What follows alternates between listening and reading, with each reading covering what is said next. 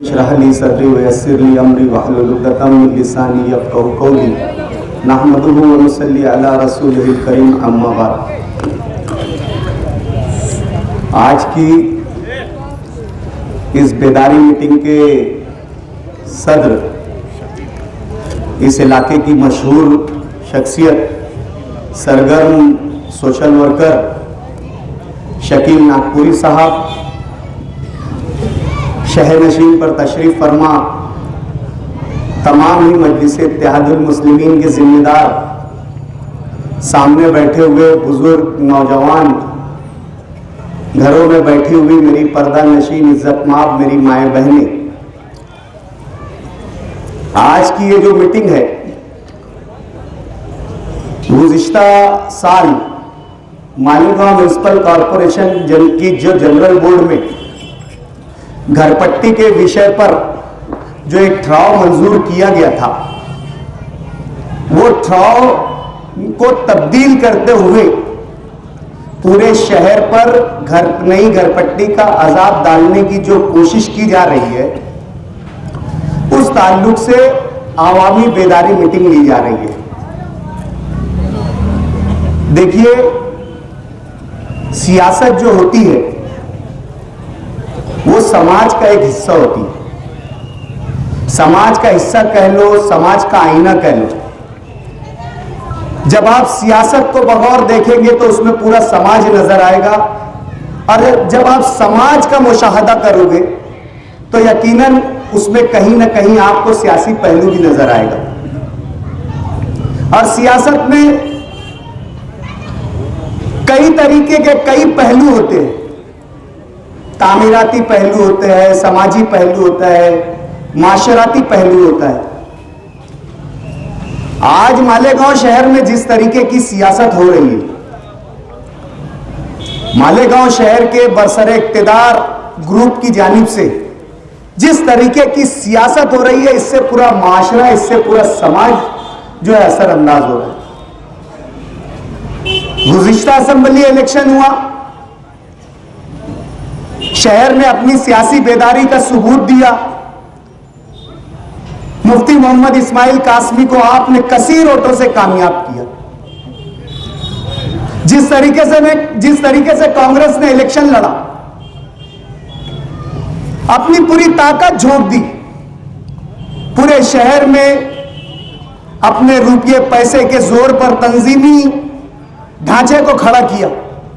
जिस तरीके से इलेक्शन लड़ते आता था कांग्रेस पार्टी ने इलेक्शन लड़ा, लेकिन चूंकि शहर सियासी तौर से बेदार था, शहर को मालूम था कि आने वाले वक्त में हमें इस शहर की क़यादत किन हाथों में देनी है। शहर ने फैसला करते हुए मुफ्ती मोहम्मद इस्माइल साहब को मजलिस इत्तेहादुल मुस्लिमीन को कामयाब किया।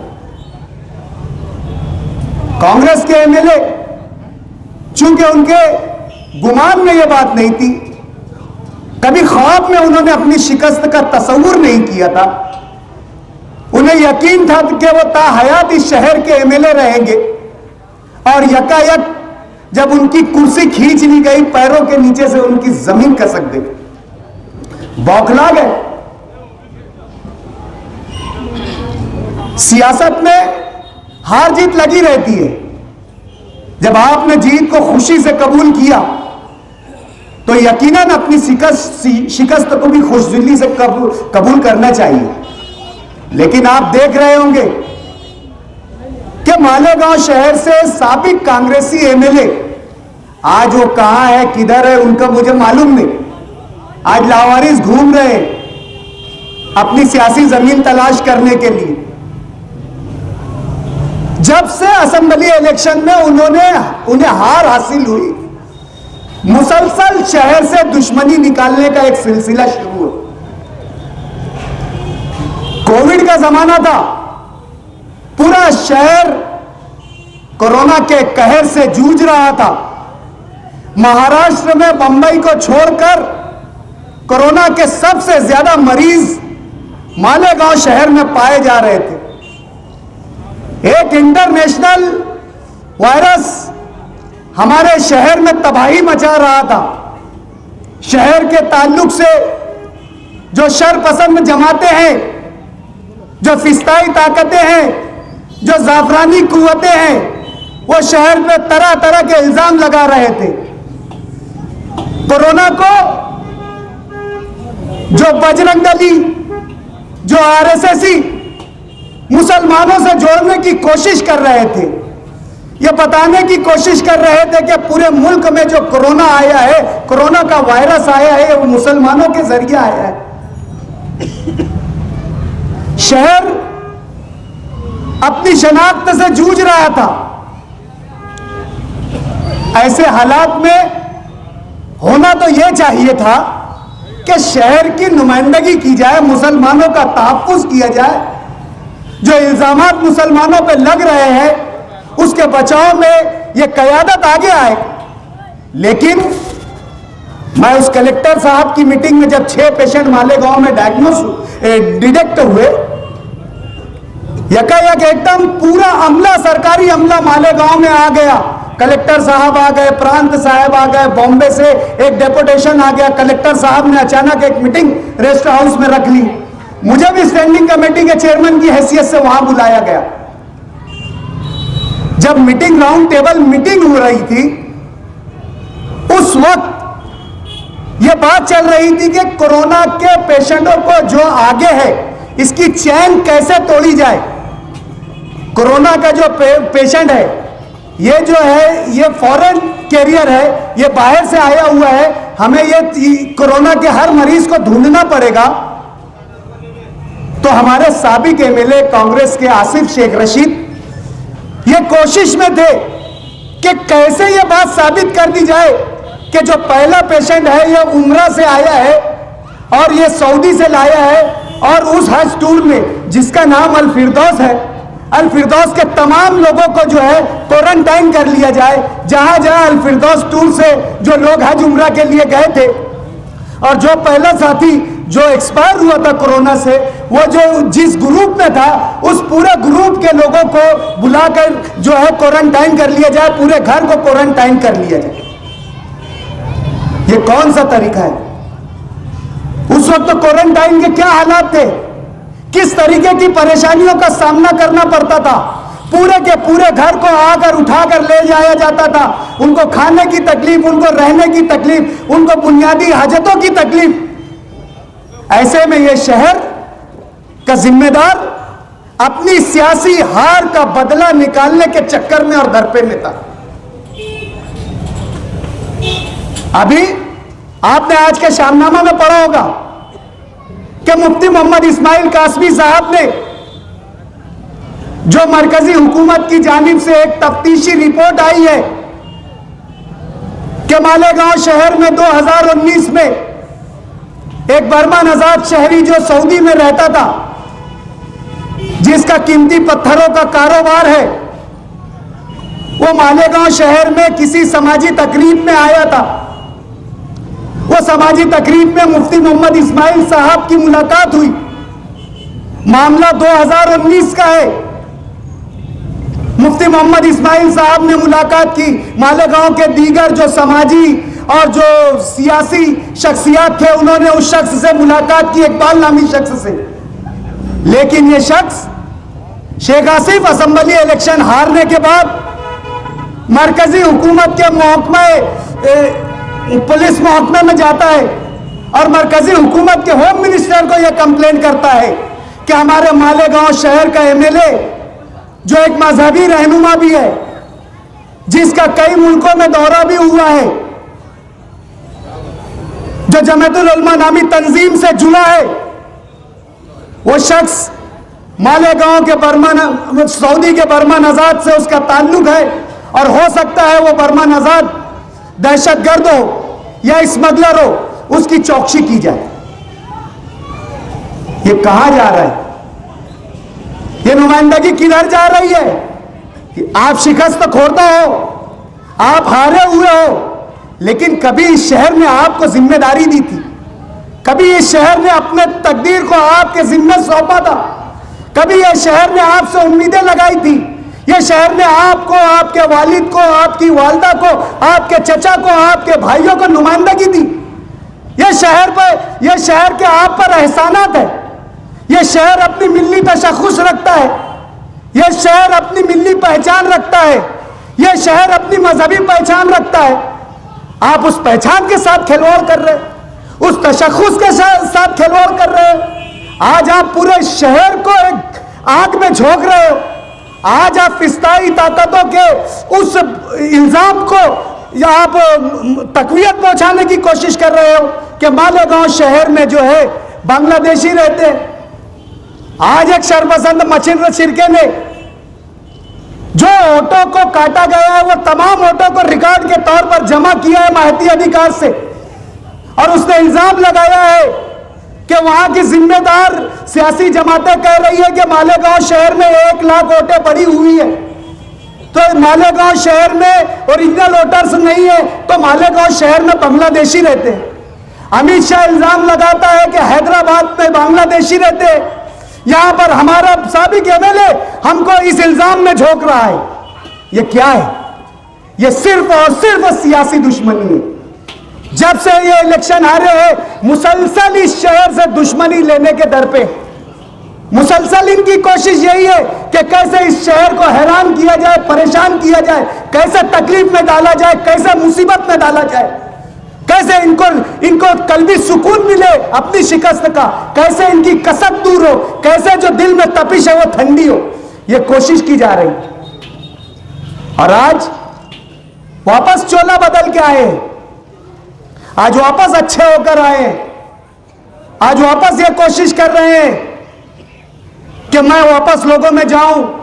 वो क्रीम तबका जिनको वो असेंबली से पहले ऑटो की लालच में लेकर चलते थे, जो शहर के बुनकर हजरात के नाम से जाने जाते हैं, जो शहर के दानिश्वरान के नाम से जाने जाते हैं, जो मुखैयरान कौम कहलाते थे, जिन्हें वो अपने फेस्टिवल में स्टेज पर बैठाया करते थे, अपने प्रोग्रामों में स्टेज पर बैठाया करते थे। लेकिन जैसे ही असेंबली इलेक्शन हारा, गांधीनगर के जलसे में कहते हैं मैं लानत भेजता हूं ऐसे लोगों पर, मैंने काम किया और इन्होंने मुझे धोखा दिया, और वहां से उन्होंने बिरादरीवाद और अज़बियत को हवा दी, और मैं कहा कि अब मैं जो है इसी इलाकों का रहबर हूं। लेकिन कैलकुलेशन जब लगाया तो वापस उनको इक्तिदार से दूरी नजर आ रही है। वापस ये लग रहा है कि अभी अब इक्तिदार से हमें दूर रहना पड़ेगा। लेकिन शहर दुश्मनी में उठाया हुआ कदम जो वो पहले चल चुके थे घर पट्टी के ताल्लुक से, जैसे हमारे इस मेरे से पहले मुकर्रीन ने बताया, वो दांव तो फेंका जा चुका था जो आपसे दुश्मनी निकालने का है। जनरल बोर्ड में यह बोलकर तजवीज लाई गई कि कारपोरेशन बनने के बाद से जो नई इमलाकें बनी हुई है उनका सर्वे नहीं हुआ है, उन इमलाकों का इंदराज कराया जाएगा और उनसे पुराने रेट में घर पट्टी वसूल की जाएगी। लेकिन तजवीज लाया गया कुछ और ठराव लिखा गया कुछ। ठराव में यह लिख दिया कि 1996 से जो सर्वे नहीं हुआ है, door to door every kind of property, every property जाकर सर्वे करना है। और आज आपको जो है बहका रहे हैं, आपको मिसगाइड कर रहे हैं कि नहीं 70% की सर्वे हो चुका है, हमने जो सर्वे लाया है वो आउटर के लिए लाया है।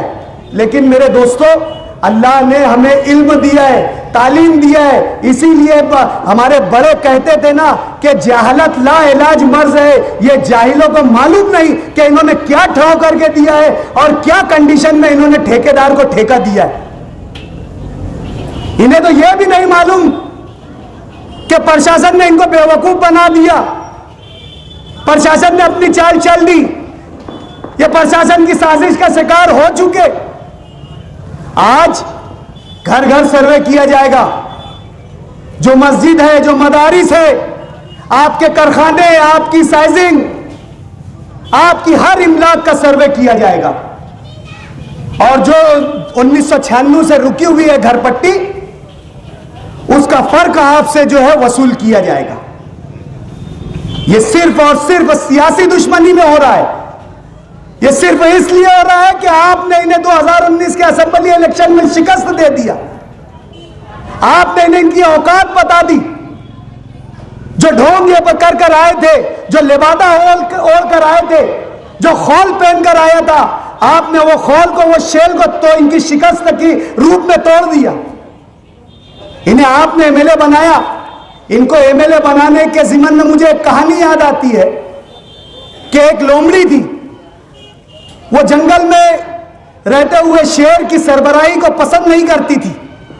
वो जंगल में नित नए फितने फैलाती थी। कभी हाथी के कान में कुछ बोलती थी, कभी बंदर के कान में कुछ बोलती थी, कभी गिदड़ के कान में कुछ बोलती थी। हर जानवरों को वो बहकाती थी। बात शेर के कान तक पहुंची। शेर ने कहा, ढूंढ के लाओ। जब लोमड़ी को यह मालूम पड़ा तो लोमड़ी जंगल से फरार हो गई। फरार होते हुए वो एक रंगरेज के घर में चली गई। वहां पे रंगों का डब्बा रखा हुआ था। वो जाके एक रंग के डब्बे में छुप गई, उसमें रंग भरा हुआ था। जब वो निकली तो उसका असल रंग उस रंग के जरिए बदल गया, तब्दील हो गया। उसने आईने में देखा तो बहुत खूबसूरत और बहुत जाजिब नजर आ रही थी। वो जंगल में वापस आ गई। जंगल में जब लोगों ने देखा, अरे ये तो नए किस्म का कोई जानवर है, बहुत आला किस्म का और खुश रंग है, बहुत खूबसूरत नजर आ रहा है, जाजिब नजर है और कुव्वत, यानी कुव्वत दिख रहा है, शेर से ज्यादा इसकी कुव्वत है। लोगों ने चुनाव करके उसे मसनद सदारत पर बैठा दिया। लेकिन लोमड़ी की खसलत, अभी मेरे भाई ने कहा कि पहाड़ अपनी जगह से अपनी जगह छोड़ सकता है, लेकिन फितरत तब्दील नहीं हो सकती। लोमड़ी ने अपनी फितरत के हिसाब से, अपनी फितरत के उसूल पर काम करना शुरू कर दिया। लोगों में तफरका डालना, लोगों को परेशान करना, लूटना। एक दिन लोमड़ी अपनी मसनद सदारत पर बैठी थी, अचानक बारिश शुरू हो गई। कुदरत को दिखाना था, कुदरत को उसकी औकात बतानी थी, उसके जुल्म की सजा कुदरत को देना था। बारिश शुरू हुई, सारा रंग जायल और लोमड़ी अपनी असल हालत में मसनद सदारत पर बैठी। लोग भौंचक्का रह गए, अरे ये तो वही मक्कार लोमड़ी है। लोगों ने घेरा, दौड़ा दौड़ा के इतना मारा कि वो मौत मर गई। ऐसा ही 2019 में लोगों ने इनके साथ किया। इनकी जो कोशिशें थी शहर में तफरके की सियासत की, इनकी जो कोशिश थी शहर में बिरादरीवाद की सियासत की, इनकी जो कोशिश थी लोगों को एक दूसरे से बांटने की, लोगों ने महसूस करते हुए इनको इक्तिदार से बेदखल कर दिया। आज उस इक्तिदार से बेदखली की आपसे जो है बदला लिया जा रहा है। आने वाले वक्त में ये मामला बहुत बढ़ने वाले। आज घरपट्टी कई गुना बढ़ने वाली है। अभी मेरे भाई ने बताया, यहां जैसे होटल चल रही है, ये मेडिकल चल रही है। आज हमने कुछ हिस्सा रेसिडेंशियल बता दिया, लेकिन कुछ हिस्सा हमने यहां पर कमर्शियल बताया। मेडिकल के लिए कमर्शियल नक्शा होना जरूरी है, तो उतना पोर्शन हम कमर्शियल बता देते। लेकिन नई घरपट्टी जब लगेगी तो जब यहां पर पूरी बिल्डिंग को कमर्शियल आकार में की जाएगी। ये होटल का हिस्सा सिर्फ कमर्शियल नहीं रहेगा, पूरी बिल्डिंग कमर्शियल रहेगी। अगर आपके घर में 2 रूम लगाए या आप किसी रेसिडेंशियल पर आज का अपने रूम चला रहे हो, वो पूरा के पूरा कमर्शियल कर दिया जाएगा। इनका टारगेट है कि जो 40 करोड़ की घरपट्टी है उसे 400 करोड़ तक के पहुंचाया जाए। तो सोचो कि ये क्या होने वाला है आने वाले वक्त में।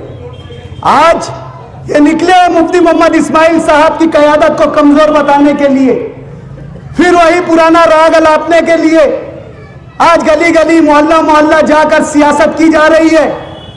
वापस लोगों को अपने फरेब में लाने की कोशिश की जा रही है।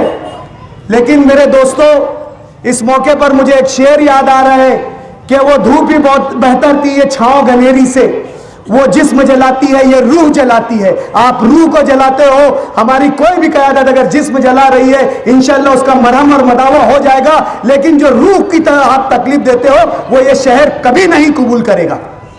आने वाले वक्तों में इस बढ़ी हुई घरपट्टी के खिलाफ, माजी में पावर की जो बिजली बिल है वो तो बढ़ा दिया गया। आप लोग ख्वाब खरगोश में रहे। आपको बोला गया कि टोरेंट कंपनी आ रही है, टोरेंट कंपनी के जरिए शेख आसिफ, टोरेंट कंपनी के नाम पर शेख आसिफ ने शहर भर में जो है तहरीक चलाई। लेकिन बाद में कोलकाता पावर सप्लाई आ गई। अरे टोरेंट कंपनी आए या कलकत्ता पावर आए, वो तो प्राइवेट कंपनी ही है, वो आपसे बिजली बिल वसूल ही करेगी। लेकिन आपको गुमराह किया गया और कहा गया कि हमने टोरेंट को आने नहीं दिया। लेकिन आज वो प्राइवेट कंपनी किस किस किस अजाब का यानी यहां पर दिखाई दे रही है, आप लोगों को बेहतर मालूम है। और यही हरकत आपको घर पट्टी की सूरत में ना हो जाए, यही साजिश आपके घर पट्टी की सूरत में ना हो जाए। आने वाले वक्तों में जिस तरीके से घर पट्टी और नल पट्टी बढ़ाई जा रही है, यह घर पट्टी जो है इसका डिजिटल डाटा जमा किया जा रहा है। आपके घर पट्टी के साथ एक डिजिटल चिप लगा दी जाएगी। अब कोई सर्वेयर नहीं आएगा, आपके बैठे बैठे 2 साल के बाद अगर आपकी घर पट्टी आपने नहीं भरी तो सीधा सील करने लोग आएंगे। आज शहर के हालात आपको मालूम है, कारोबारी आपके सिनत के हालात आपको मालूम है, किस तरीके के सिनत के हालात है, एकदम यानी अनइवन है। कब बंद होता है, कब चालू होता है, कब क्या हालात रहते हैं, कब सूद के दाम आसमानों को छूते हैं, कब तैयार कपड़े का भाव जमीन की गहराइयों में चला जाता है। आज एकदम गैर मुतवक्का बिजनेस के हालात है। ऐसे हालात में अगर घर पट्टी बढ़ जाती है, बिजली बिल जो रेगुलर आज आ रही है, जब पूरे लवाजमात बिजली कंपनी दे देगी उस वक्त वो घर पट्टी वसूल करना, बिजली बिल शुरू करना करेगी। बिजली कंपनी के कुछ मालकान जब मेरे पास आए थे तो मुझसे कहने लगे कि हम शहर भर में तमाम सियासी नुमाइंदों से मिल रहे हैं, आपसे भी मिलने आए। मैं बोला आपका मकसद क्या है? हाँ, उन्होंने कहा कि देखो आप कॉरपोरेटर हो, आपके पास जो है रिहायशी मसाइल आते हैं, कमर्शियली मसाइल नहीं आते हैं, इसलिए हम रिहायशी लोगों को कहीं ना कहीं जो है रियायत दे देंगे। लेकिन हमारा टारगेट है कमर्शियल लोगों से बिजली बिल वसूल करना। यानी उनका साफ साफ कहना था कि हमें पावर लूम वालों से बिजली बिल वसूल करना है। और आज आप देख रहे होंगे कि गाए बगाए पावर लूम वाले बिजली बिल के खिलाफ तहरीक चला रहे हैं।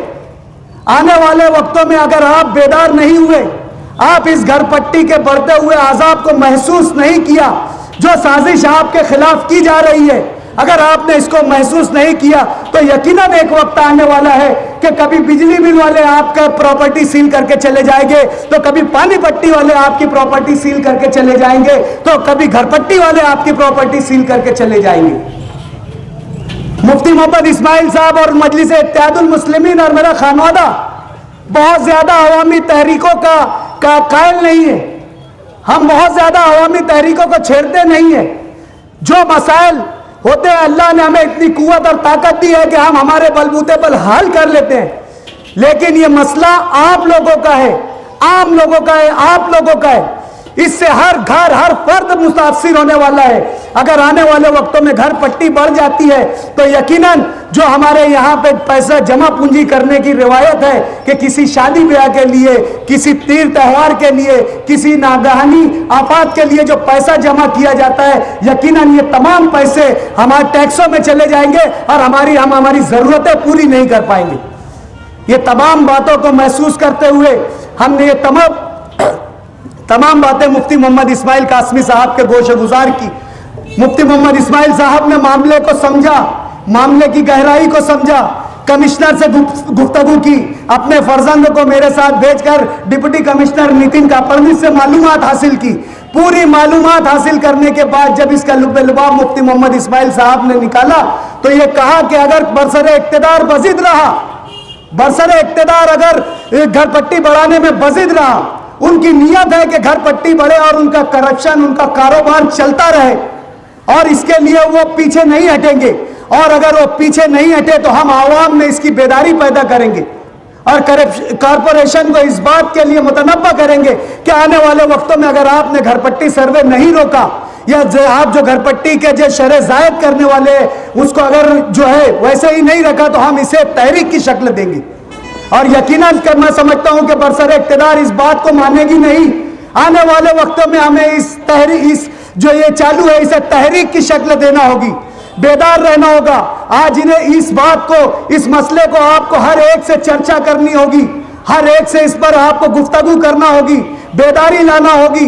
अपने दोस्तों को, अकारिबों को इस बात को बताना होगा कि घर पट्टी हमें बढ़ने नहीं देना है। और अगर ये तहरीक जो है ये जो हमारी कोशिश है तहरीक की सूरत इख्तियार करती है, तो मैं एक तजवीज़ लाता हूं कि आप लोग मुफ्ती मोहम्मद इस्माइल कासमी साहब की क़यादत पर भरोसा करते हुए आज हमारी ये जो कोशिश है अगर कोई तहरीक का रूप इख्तियार करती है तो क्या आप लोग हमारा साथ दोगे? अगर आप इस बात की तायद करते हैं तो हाथ उठाकर इस बात की तायद करें। आपकी तायद के साथ ही मैं अपनी बात खत्म करता हूँ। वाक़िअ दावाना अल्हम्दुलिल्लाह।